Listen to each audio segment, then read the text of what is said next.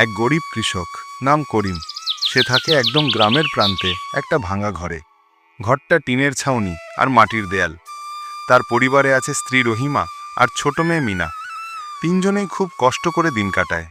করিমের জীবনের একটাই স্বপ্ন, মিনার মুখে হাসি ফোটানো। সে চায় মেয়েটাকে ভালো মানুষ বানাবে, ভালো পোশাক পরাবে, ভালোভাবে খাওয়াবে, কিন্তু জীবনের কষ্ট যেন তার ভাগ্যেই লেখা।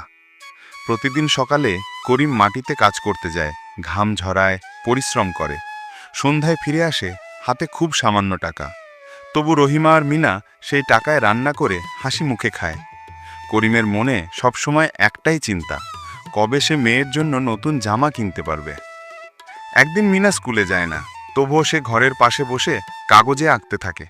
করিম জিজ্ঞেস করে, মা তুমি কি আঁকছো? মিনা বলে, বাবা আমি আমাদের ঘর আঁকছি, যেটায় আলো জ্বলবে, বড় একটা জানালা থাকবে, আর তুমি সেখানে হাসবে।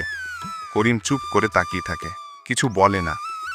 একদিন করিম কাজ করতে গিয়ে দেখে পাশের জমিতে একটা পুরনো লোহার টুকরো পড়ে আছে। সেটা তুলে ঘরে নিয়ে আসে। রহিমা বলে, এসব আবর্জনা ঘরে আনছো কেন? করিম বলে, আবর্জনা না রহিমা, এটা লোহা, আমি এটা দিয়ে কিছু বানাবো। রহিমা হেসে বলে, তুমি তো লোহার কারিগর না? করিম বলে, না, কিন্তু চেষ্টা করলে মানুষ সব পারে। সেদিন রাতেই করিম বসে সেই লোহা ঘষে কেটে ছোট একটা আকৃতি বানায়, দেখতে যেন একটা বাতির ফ্রেমের মতো। রহিমা অবাক হয়ে দেখে। পরের দিন করিম বাজারে যায়, কিছু পুরনো তার আর ছোট বাল্ব জোগাড় করে আসে। সে বলে, আমি নিজেই আলো বানাবো মিনার জন্য। রহিমা ভাবে করিম পাগল হয়ে গেছে, এত কষ্টের পর এখন আলো বানাবে। কিন্তু করিমের মন ভাঙে না। দিন রাত সেই লোহা আর তার নিয়ে কাজ করে। রাতে আগুনের আলোয় বসে পরীক্ষা করে করে তার চোখ লাল হয়ে যায়, কিন্তু সে থামে না।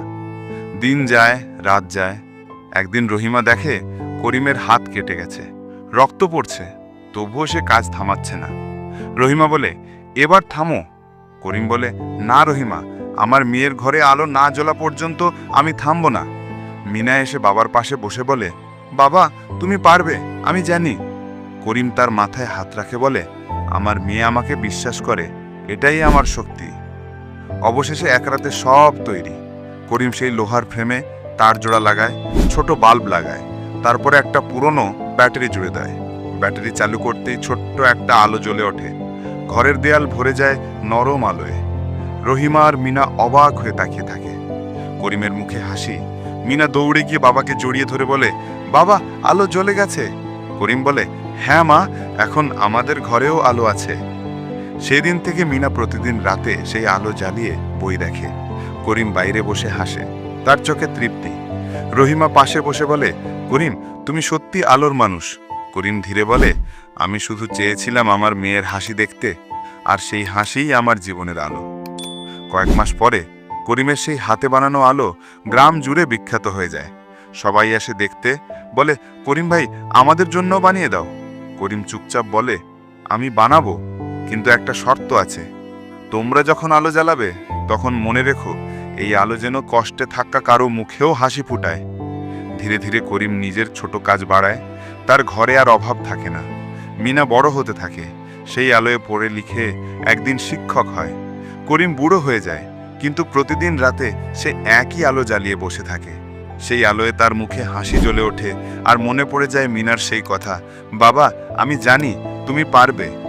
গল্প শেষ হয় করিমের সেই ছোট ঘরে, যেখানে কোনো ঝলমলে বাতি নেই, তবুও ভালোবাসার আলো আছে, পরিশ্রমের আলো আছে, আর আছে এক গরিব বাবার আশার আলো।